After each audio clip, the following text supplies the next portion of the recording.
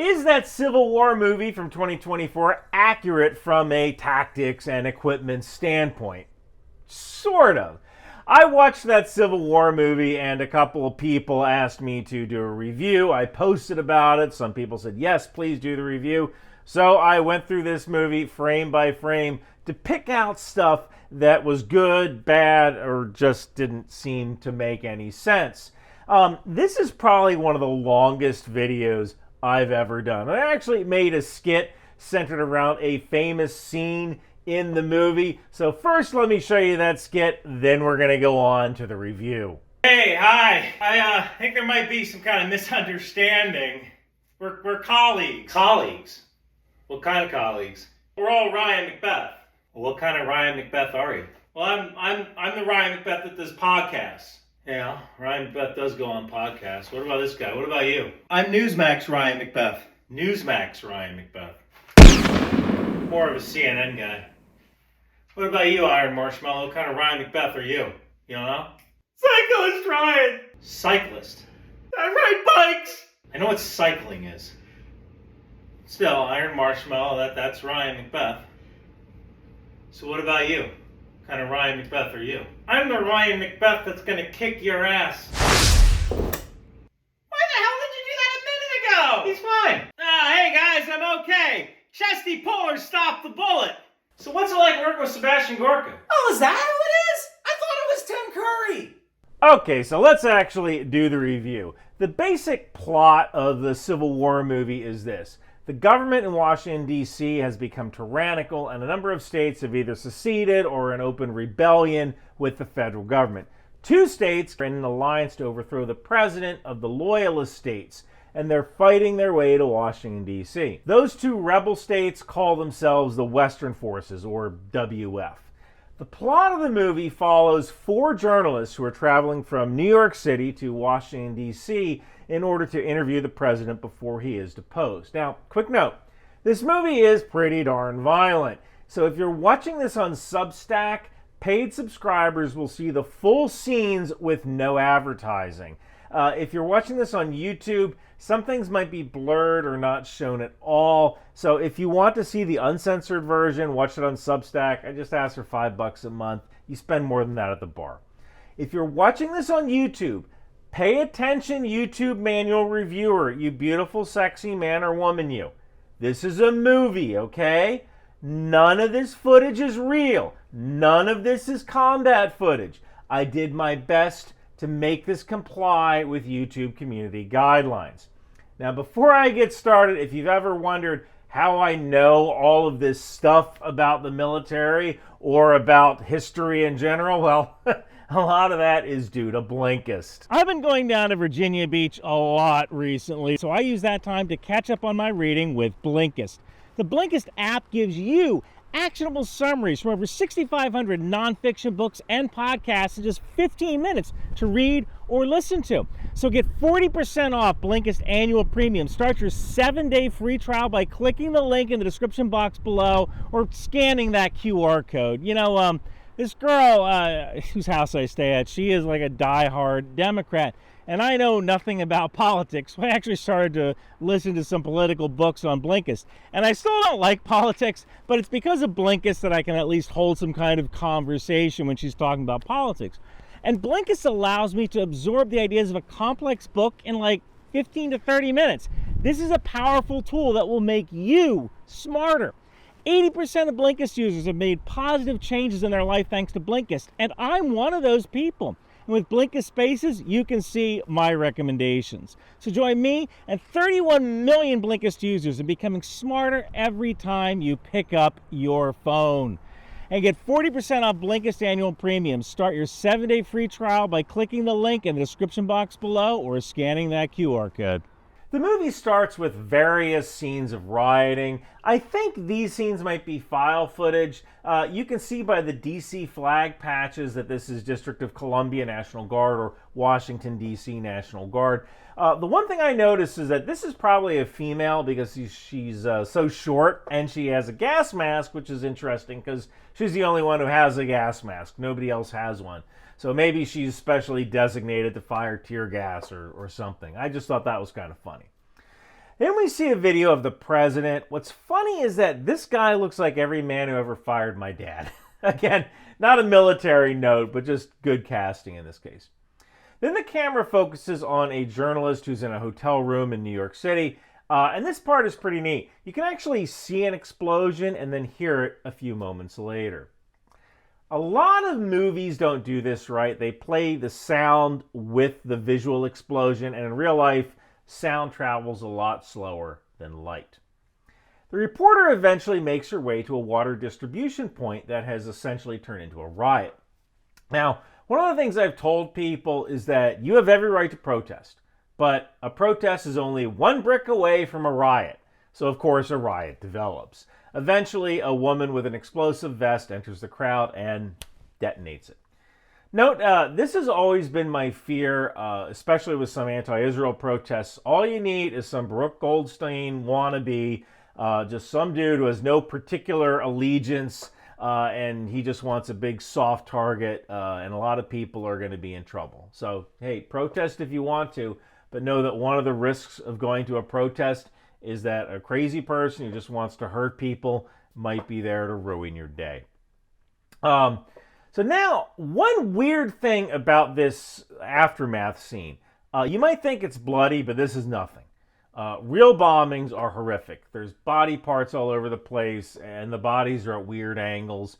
And for the most part in this particular scene, this body's at a weird angle, but for the most part, the bodies are whole. And that isn't always necessarily the case in the aftermath of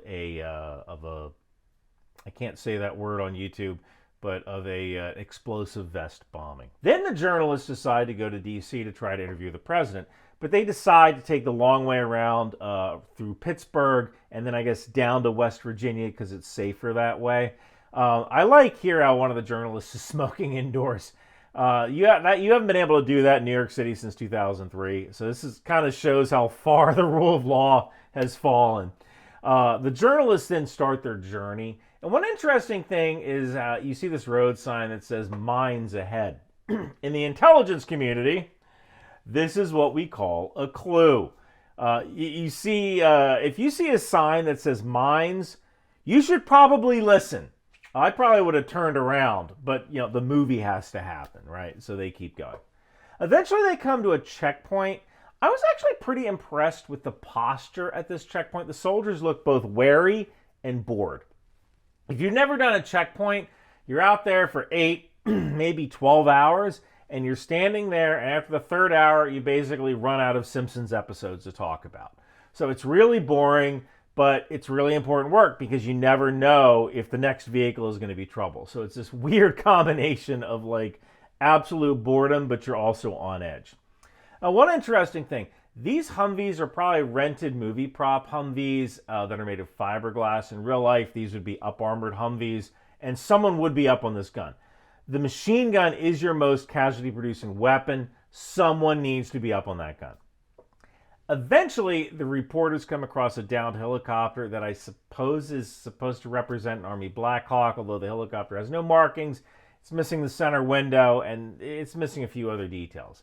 I think this movie just found a junk helicopter, painted it olive, and maybe added some visual modifications to kind of sort of make it look like a Black Hawk, but they didn't try that hard to get it right because it's not really shown for all that long. In reality, very few people are going to notice, and this particular scene is about getting the junior reporter's confidence up with taking pictures. Then they spend the night outside, and you can see tracers in the distance. This is actually pretty good. Tracers do some crazy things, and they bounce around a lot. So this looks pretty neat. This was actually really good attention to detail, seeing the fighting in the distance and all these tracers. One funny thing is that usually on a machine gun belt of ammunition, every 5th round is a tracer. So what's kind of scary is you can see the tracer, but you don't know what those other 4 bullets are doing. Then the reporters come upon a civilian militia who are fighting loyalist forces. These civilians are wearing Hawaiian shirts and armor plate carriers. I think this is supposed to represent the Boogaloo Boys. For my foreign viewers, the Boogaloo movement is mainly composed of men who are pro-gun and anti-government, and who are ostensibly preparing for a civil war. The name Boogaloo refers to the movie Breakin' 2, Electric Boogaloo, and sometimes they call the impending civil war the Booj, or the Big Igloo, or the Boog. And the Hawaiian shirt is kind of a way for this particular militia group to distinguish themselves from other militia groups, because it kind of shows a wink and a nod level of humor. So the Boogaloo Boys fight the Loyalists. Then one of the Boogaloo Boys gets shot. Couple of things.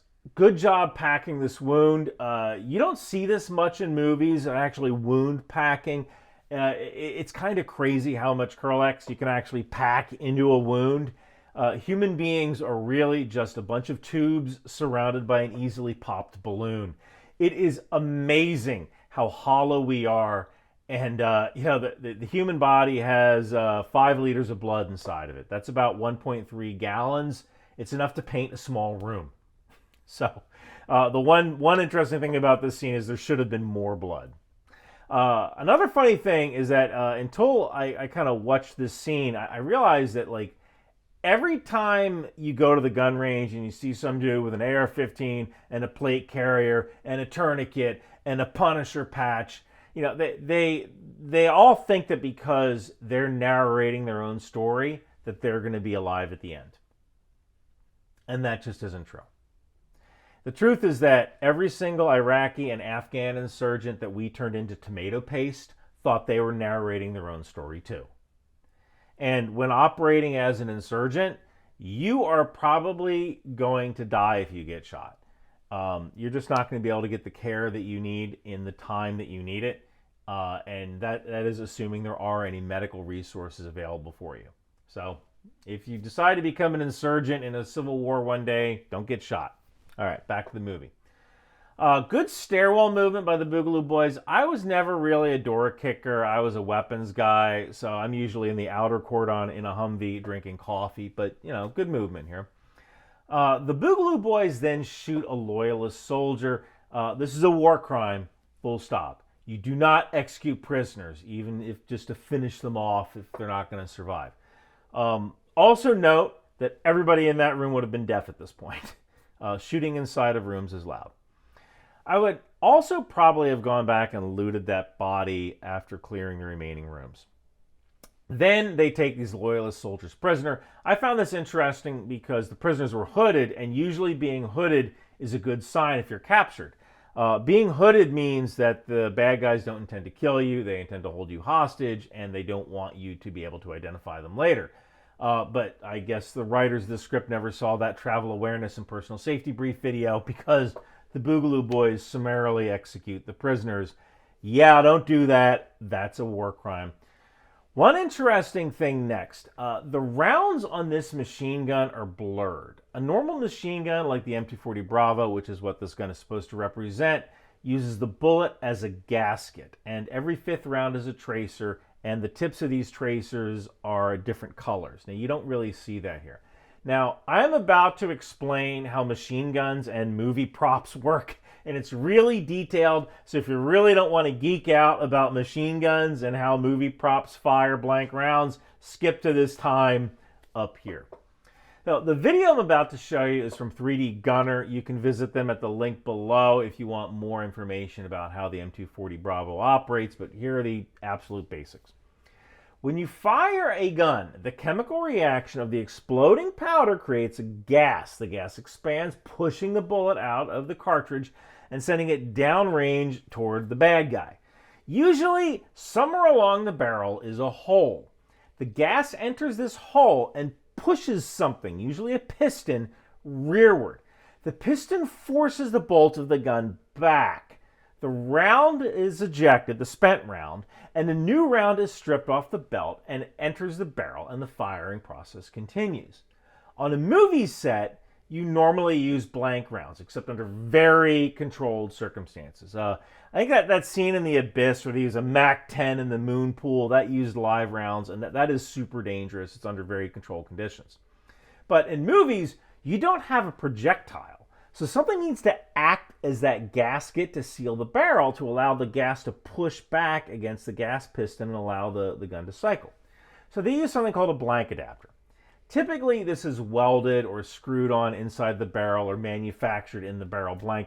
It's narrow enough that it holds back enough gas to push back against the gas piston, but it's wide enough so that you get a muzzle flash for the film. So that scene in Die Hard 2 where the mercenaries had two types of magazines, one with live for red and blue for dummy, that wouldn't happen in real life. They would have had to swap out barrels, not just magazines, since a live barrel wouldn't have anything for the gas to push against when firing a blank. It would only fire one round and then wouldn't fire again until you manually cycled it. Now, since blank rounds don't have a bullet, they're crimped at the end and sealed with paper or wood or a plastic plug. But these rounds can kill at very close range. That's how Brandon Lee died on the set of The Crow. So these machine gun rounds may have been blurred in post because they may have looked obviously like blanks, and that may have been distracting. If you want to see how distracting looking at blanks can be, watch the movie Missing in Action with Chuck Norris. These rounds are obviously blanks. Now, eventually, the gang reach a town where everybody pretends the war isn't going on. And there's an interesting scene in a dress shop where the clerk is behaving like everything is fine. Now, one weird thing about this scene is that I don't know how long everyone can pretend everything is fine because America is one big logistical supply chain. And it would be highly unlikely that consumer goods such as clothes that would normally be imported from California would somehow still be making it to the East Coast, to the Pennsylvania, West Virginia area. But put a pin in that. That's going to be important later. The reporters eventually reach an abandoned golf course or country club when they come under sniper fire. The Christmas decorations are pretty interesting. I actually looked this scene up on IMDb, and the producer said these items were found at the shooting location. It's kind of neat because it's summer, but you still haven't put away your Christmas decorations. So that kind of shows there's a pretty big problem going on, how crazy the world is right now. What's interesting is that when the reporters start taking fire, they drive right over a body in the middle of the road. And that's good because that is the most sensible thing to do. That guy can't feel it. But then they stop under cover and encounter some snipers. Now, we don't know whether these sniper dudes are loyalists. We don't know whether they're Western forces. And a neat conversation ensues where the snipers don't know who they're fighting either. All they know is that someone is shooting at them and they're going to eliminate the threat. The snipers also have colored hair and painted nails. I'm not crazy about that, but I guess it kind of shows how far the military has broken down. I mean, you could have dudes who have been fighting for months or maybe even years, and the grooming standards have broken down. These guys might not even be soldiers anymore. I could easily picture soldiers trapped behind enemy lines, or their commanders have deserted them, or they deserted, and they're just kind of going out and surviving as armed gangs or independent contractors protecting towns for food and lodging, right? So that could certainly represent what these soldiers actually are. Then they move on and eventually encounter an LMTV Army truck. One thing I noticed is that this LMTV doesn't have any bumper numbers. On U.S. Army vehicles, you can tell the unit and the vehicle number because it's typically spray painted on both the front and the back bumpers. And this is a great way to identify vehicles if you ever see one in a picture. Now we get to the famous mass grave scene, the one that I parodied at the beginning of the video. The Jesse Plemons character is the only soldier I saw in the movie who has a shoulder patch, but this isn't any unit that I'm aware of or I can find, so it might have been made just for the movie. He's also not wearing any name tape, rank insignia, and his sunglasses are unauthorized. He does have a combat infantryman's badge indicating that he has been in combat, either against rebel troops or maybe against a foreign adversary. So I think the lack of name tape and insignia might have been a creative choice. Almost like the Joker in Batman, this is a force of chaos who might just be living in the moment. Who knows? Maybe he hasn't heard from his commanders in months and he's just going to take it upon himself to do what he wants. Or maybe he's just following his last orders, which he interprets creatively. Now, his rifle doesn't have a backup iron sight, which would be the standard on rifles in case your optics fail, so that's definitely a miss. He also has really bad trigger discipline. This might be more of a production goof than a stylistic choice. In real life, if discipline has broken down, safety is still safety. Anyone who has been fighting for months or years on end and is still alive, it's because they were either really lucky or they learned really fast how to stay alive. So I think it is unlikely that any soldier who has lived through this crap for the past 6 months, year, and as a combat infantryman badge would have such horrible trigger discipline. You keep your finger off the trigger until you're ready to fire. Now the team escapes because of some quick thinking, and the driver gets shot, although he doesn't say anything for a few minutes. Now, the one interesting thing is that this is actually pretty realistic. One of the procedures that you have to go through after an assault is what's called a LACE report, or Liquid Ammo Casualties Equipment. After you've secured an objective, you inspect your guys. You see how much water they have, you see how much ammo they have, you make sure they have all their equipment, you make sure there's no friendly casualties, and you also consolidate and reorganize your ammunition and water. Part of the casualty thing is physically inspecting your men. Like if they're in the prone, lying down in the prone, you tell them to turn over because a guy could have been shot or even just wounded, like they got a stick in their eye during the assault, and their adrenaline is just going so hard they don't even know they've been shot. When I lost my left arm, I didn't feel any pain, although I did feel a sense of urgency to get that tourniquet on. So you can go for a while without feeling the fact that you've been injured. The gang then makes their way to a Western Forces forward operating base where you see this drone shot of a helicopter and visually modified Humvees that are designed to look like armored Humvees. This helicopter is not in the Army inventory. I don't know what this thing is, but it wouldn't be totally unrealistic for the military to press civilian helicopters into service and retrofit them with weapons. But, again, this is probably just the producers needed a helicopter, and most people wouldn't be able to identify this helicopter anyway as not a piece of military equipment. But remember a few minutes ago when I said, and it would be highly unlikely that consumer goods such as clothes that would normally be imported from California would somehow still be making it to the East Coast, to the Pennsylvania, West Virginia area. But put a pin in that. That's going to be important later. It's later now. In the next few scenes, we're going to see all sorts of vehicles and tanks and helicopters and jet fighters, most of which are CGI. If the U.S. were ever in a protracted civil war, the odds of seeing anything more than a handful of helicopters and jets in the air is pretty darn low. Some people, especially those who are against the private ownership of certain kinds of firearms, like to say, if there was ever a civil war, America would just blast the civilians to bits. There's no way that Americans with AR-15s could ever defeat the U.S. Army. Some people even make jokes about it. There's still people now hoarding weapons, thinking that at some point they may need to take on the American military. And the truth is that, the U.S. Army would wipe the floor with the rebels and their AR-15s and hunting rifles and shotguns and small arms. And then the logistic bottlenecks would start for the Army. The U.S. Army is a logistical organization that dabbles in combat. One story I like to tell is how I was at this remote outpost in Egypt, and we had so many frozen chicken patties that we couldn't eat them all, so we gave them to the Egyptian border guards, and the Egyptian border guards didn't get meat until they rotated back to their main base. We could get more breaded chicken patties halfway around the world than we could possibly eat, and the Egyptians couldn't even feed their own army in their own country.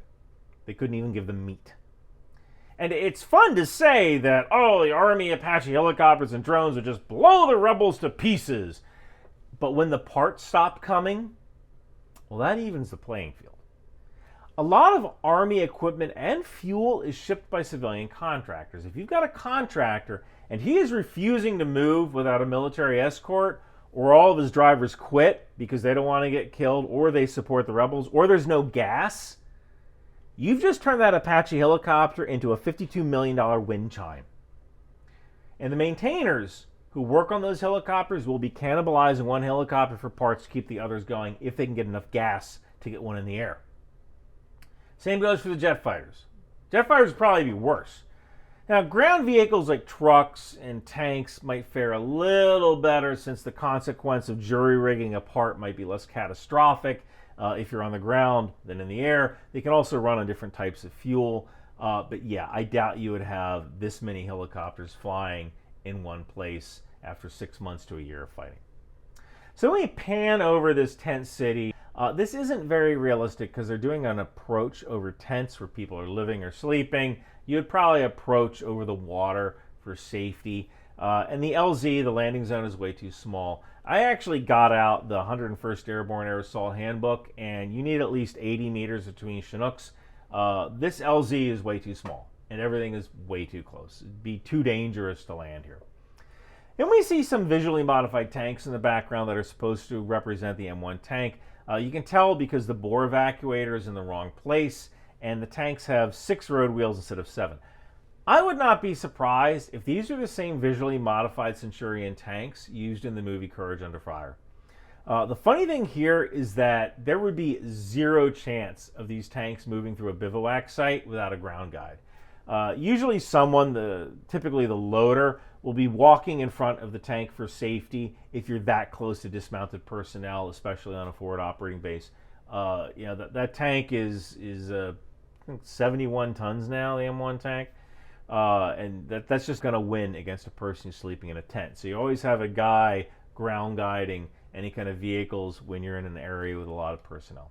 Then we see some kind of what are either Marines or Navy personnel. You can see by their uniforms and rolled sleeves.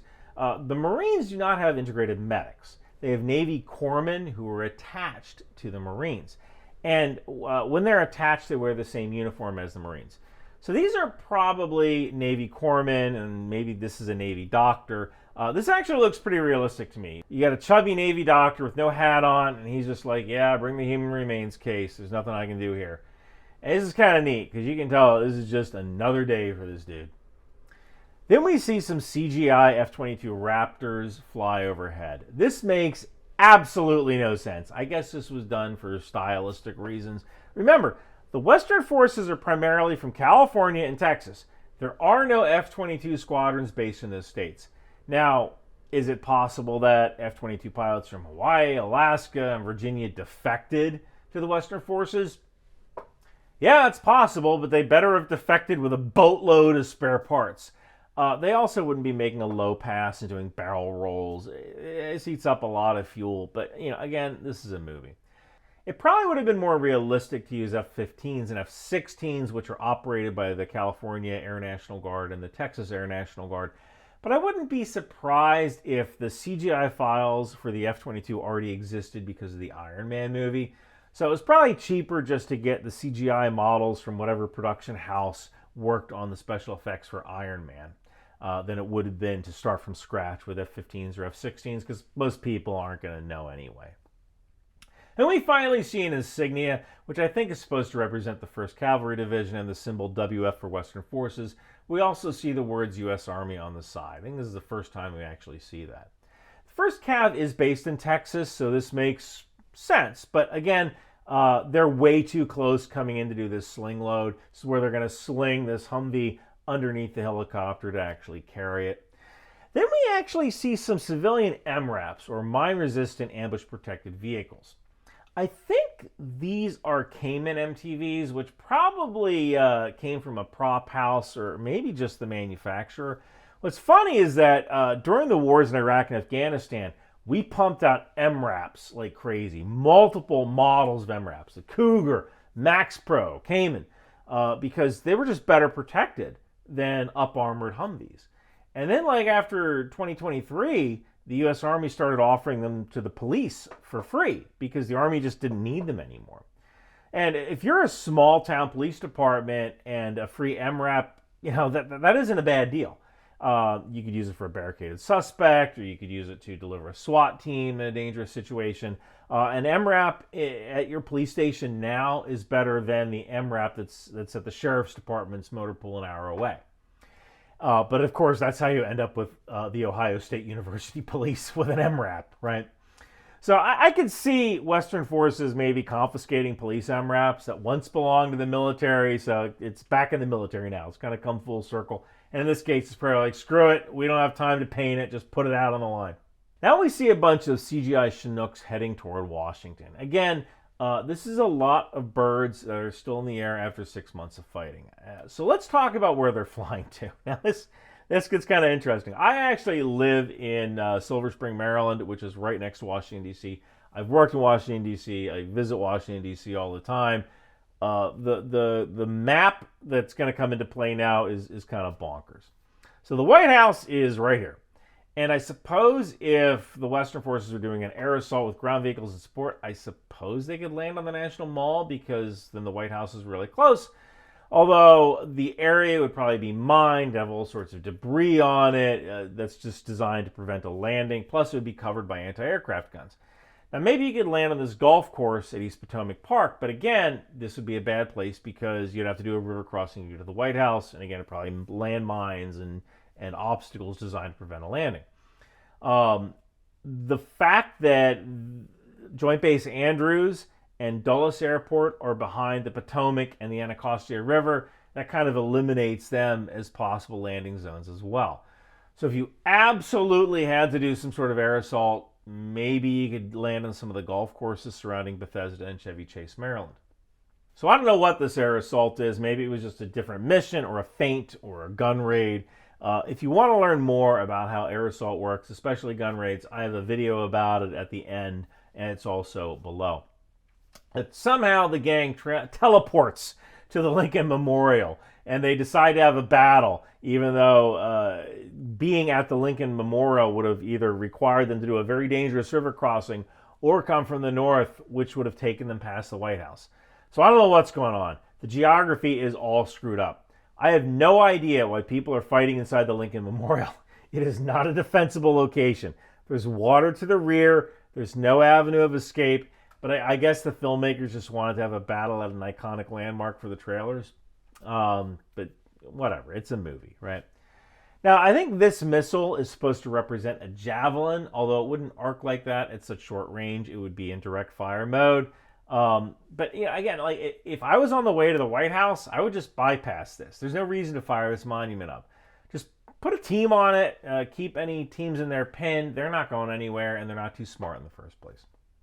Then everyone suddenly teleports. Maybe they went up 23rd Street and cut right. I don't know. But nice use of tracers here. So the group gets held up by some machine gunners in an office building, and an Apache comes in. There's a couple of things wrong with this. The Apache would be nowhere near their actual target. It would be like a kilometer away. And it certainly wouldn't be hovering in an urban canyon where people could shoot at it from above. When the gun fires, the gun sounds more like a minigun than an Apache chain gun.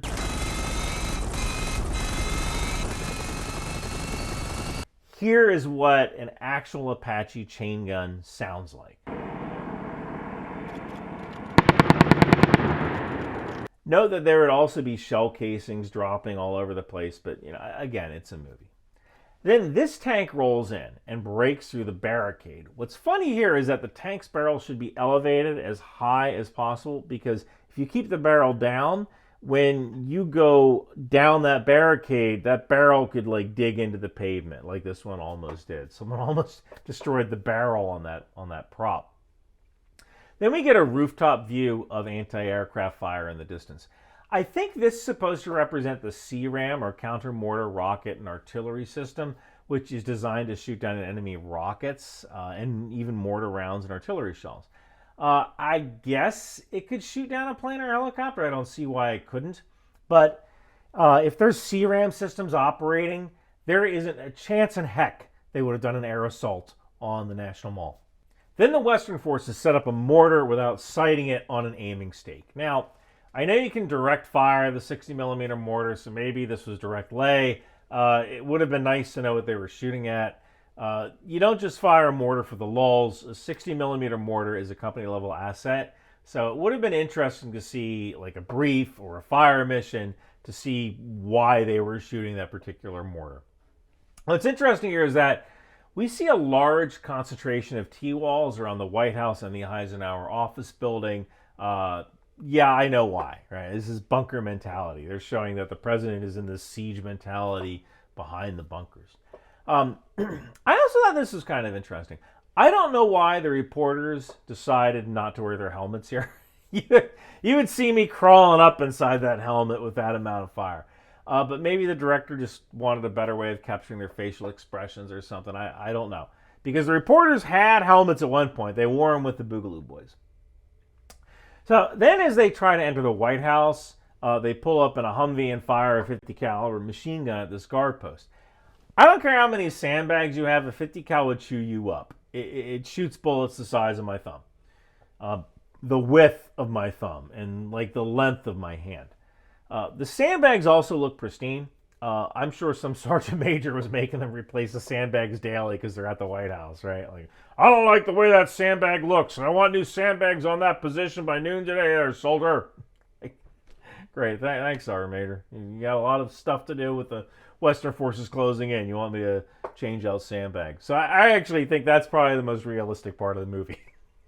So then they bring in a tank to destroy the guardhouse.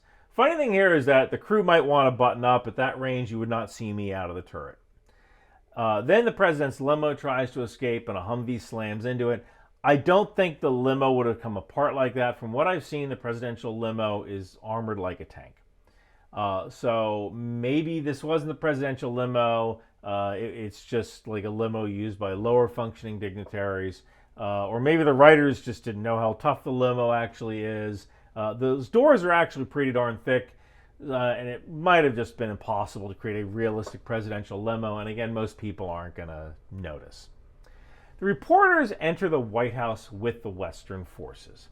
Now, I don't know if I would want reporters in the stack with me, actually stacking up, clearing rooms. But, again, it's a movie. This is the climax of the movie. So this part is actually kind of forgivable. And also, these guys probably wanted someone around to document this historic moment. And the one nitpick I have here is that they're not clearing rooms as they go. There's basically zero chance I would pass by a door and not clear that room. I don't want someone opening that door and coming in behind me. It's also pretty interesting that the Secret Service or presidential bodyguards are still fighting. This actually wouldn't surprise me. The Secret Service has a duty to protect the president, although you could probably realistically say that if you have a tyrannical president who's built T-walls, concrete barriers around the White House, those Secret Service guys who are remaining are probably regime supporters and not just dudes who are just standing by the president because they took an oath. Now, one funny thing is that the Secret Service here are using MP5s. This is a 9mm submachine gun. It's a cool range toy, but if you're going up against dudes with armor and real rifles, you're going to lose. So I would imagine that if the Secret Service was protecting the president inside the White House, they have access to weapons that are far better penetrating capability than a 9mm submachine gun. Then we actually get some really good communication, which you don't actually hear a lot in movies. I'm actually going to play it. Gunner, I'm moving across. I need you to lay down some fire. Sergeant, you're going left. Following me, I'm going left. You move when I move. These guys come up with a plan, and they clearly communicate it. So I actually wonder if the guys in this particular scene were veterans or something, because what they say in the pauses and the thinking is actually pretty realistic, because that's what you'd say. Yo, Gunner, I'm going to take Alpha. I'm going to take Alpha. I'm going to bum rush these dudes. You lay down fire. That's kind of how we talk, pausing and thinking, and you're not necessarily speaking quickly, right? Like you're saying lines that you memorized. Then one of them says something interesting. He tosses a chem light and says, Deconflict! That's pretty interesting. I've never seen anyone do that and shout deconflict, but I have been out since 2014. So I kind of think that maybe that's the way of saying, dude, I'm on the other side of this wall. I'm coming out. This area is clear. Don't shoot me. He tossed a chemical light stick. There is a device called a wolf tail or a fox tail, which you would use to indicate that a room is cleared. You can even hang it out an open window to show your progress as you're clearing a building to people outside. These wolf tails help reduce fratricide. I've never said deconflict. Maybe this is new. I probably would have just tossed a chem light and said, yo, 3 coming out, or the number of people that are leaving that room. Whatever. Now, then the team finds the president and they Pablo Escobar him. So, final thoughts. Is it a good movie? it was a technically capable movie that was within the technical capabilities of the budget these guys had for special effects. It was also a story about an American Civil War in the same way that Apocalypse Now was about Vietnam. Apocalypse Now wasn't really about Vietnam. It was about the darkness of humanity and the line between madness and sanity. And I kind of think what the Civil War movie is actually about, it's a fantasy fever dream, a through the looking glass view of America. Not really the America we have now.